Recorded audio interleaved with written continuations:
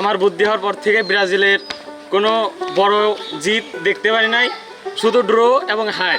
Brazil এবার মাঠে আগুন ঝরাবে আর গ্যালারিতে সাম্বা বাজবে। ব্রাজিলের তেমন কোনো সাপোর্টার নেই, দুই একজন যারাই আছে তারা মানে মুখ ফাপড়ের উপর চলে। অবশ্যই এবারও যেন মেসি দ্বিতীয়বারের মতো কাপ নিতে পারে। আশা করি যে এবার মেসি তার শেষ বিশ্বকাপে দ্বিতীয়বারের মতন কাপ নিক। এখানে এসে দেখতেছি যে এলাকার লোকজন অনেক খেলাপ্রিয় মানুষ, এখানকার পরিবেশ অনেক সুন্দর। এখানে কবির বাড়ি এমনিতেই বাংলাদেশের ভিতরে অনেক অন্যতম একটা স্থান। এর মাধ্যমে এরকম একটা আয়োজন করেছে খেলাধুলার, এরকম পতাকা, বিভিন্ন রকম ব্যানার, এর মাধ্যমে জায়গাটা আরও অনেক সুন্দর হয়ে গেছে। বিশ্বকাপের উন্মাদনা আসলে ব্রাজিল, আর্জেন্টিনা সহ যতগুলো দল আছে প্রত্যেকেই তার নিজের জায়গা থেকে ভালো খেলবে আশা করি। তবে আর্জেন্টিনা এবং মেসি এটা আমাদের মনোহরপুরের সমর্থক গোষ্ঠীর একটা বিরাট প্রত্যাশার জায়গা। তো সেই জায়গা থেকে অবশ্যই আমিও তাদের পক্ষেই বলতে চাই যে অবশ্যই এবারও যেন মেসি দ্বিতীয়বারের মতো কাপ নিতে পারে। আমাদের মনোহরপুর গ্রামের আমরা সবাই মিলে একসাথে বিশ্বকাপের আয়োজন, মানে বিশ্বকাপের যে সাপোর্টার হিসেবে আমরা যে বিভিন্ন পতাকা ফেস্টুন দিয়ে আয়োজন করেছি এবং সবাই আমরা খুব সম্প্রীতি সুন্দরভাবে একই সাথে খেলা দেখতেছি এবং মানে বিশ্বকাপটা যে আনন্দ উৎসবমুখর হয় এটা আসলে আমরা সবাই মিলে সেই প্রচেষ্টাটাই আমাদের মধ্যে আছে এবং দিন শেষে আশা করি যে আমরা সবাই সম্প্রীতির সাথে খেলা দেখব এবং সেই সাথে নিজের দলের জন্য যে মেসির এবার শেষ বিশ্বকাপ, আশা করি যে এবার মেসি তার শেষ বিশ্বকাপে দ্বিতীয়বারের মতন কাপ নিক এবং সবাই সুন্দরভাবে আমরা খেলাটাকে উপভোগ করি। ব্রাজিল এবার মাঠে আগুন ঝরাবে আর গ্যালারিতে সাম্বা বাজবে। আমাদের একটাই লক্ষ্য, ষষ্ঠ বিশ্বকাপ। আর আমাদের পুরো মনোহরপুরের মাটি হলো ব্রাজিলের ঘাঁটি।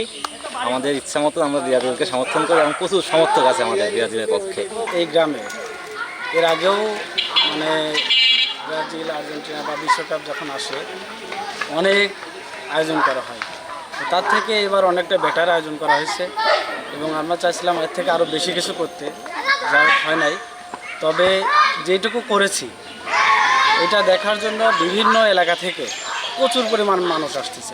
একমাত্র স্মার্ট সিটি বসুন্ধরা, আধুনিকতায় এক ধাপ এগিয়ে।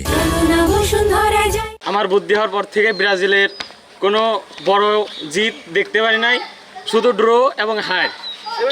7 আপ তো বিশ্বকাপের মতো এত বড় মঞ্চে 7 আপ তারা 7টা গোল খায়, জার্মানির কাছ থেকে 7টা গোল খায়। তো তাদের আর্জেন্টিনা এবং ব্রাজিল মানে কোনোভাবেই এক করা যায় না, আমাদের লেভেলে নাই। তো তাদের সাথে তর্ক করার কোনো প্রশ্নই আসে না। ফেসবুকে অনেক দেখছি এই গ্রামের ভিডিও, মানে আয়োজনের অনেক ভিডিও দেখছি, কিন্তু আমার প্রত্যাশার তুলনায় এই গ্রামের মানে যে আয়োজনটা হয়েছে ওটা অতিরিক্ত। আর আমি এখানে এসে দেখছি যে হচ্ছে এখানে আর্জেন্টিনার সাপোর্টার শতভাগ, মানে হচ্ছে ব্রাজিলের তেমন কোনো সাপোর্টার নেই, দুই একজন যারাই আছে তারা মানে মুখ ফাপড়ের উপর চলে, তাদের কোনো খাওয়া নাই। আমি দেখছি খেলা তো আমি দেখি, আমি আমার জন্মের পরে আমি দেখছি আর্জেন্টিনা কাপ নিছে, কিন্তু ব্রাজিলের কোনো কাপ নেওয়া আমি দেখিনি। ফুটবল আমাদের ভালোবাসা, আমরা আর্জেন্টিনা দলকে ভালোবাসি। 2022-এর ওয়ার্ল্ড কাপ চ্যাম্পিয়ন হয়েছিল আর্জেন্টিনা, আশা করছি এবারও 2026-এ ওয়ার্ল্ড কাপ চ্যাম্পিয়ন হবো আমরা, কারণ এটা হচ্ছে মেসির শেষ বিশ্বকাপ।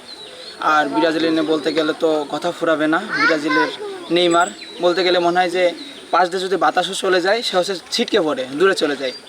আর এই ব্রাজিলের কিছু সাপোর্টার আছে, দেন কিছু ব্যানার টানাইছে, বাপদাদার সম্পত্তি নিয়ে টানে, তাদেরকে দেখে মনে হয় যে তারা হচ্ছে মরে গেছে, কানে ফুল দেওয়া উচিত।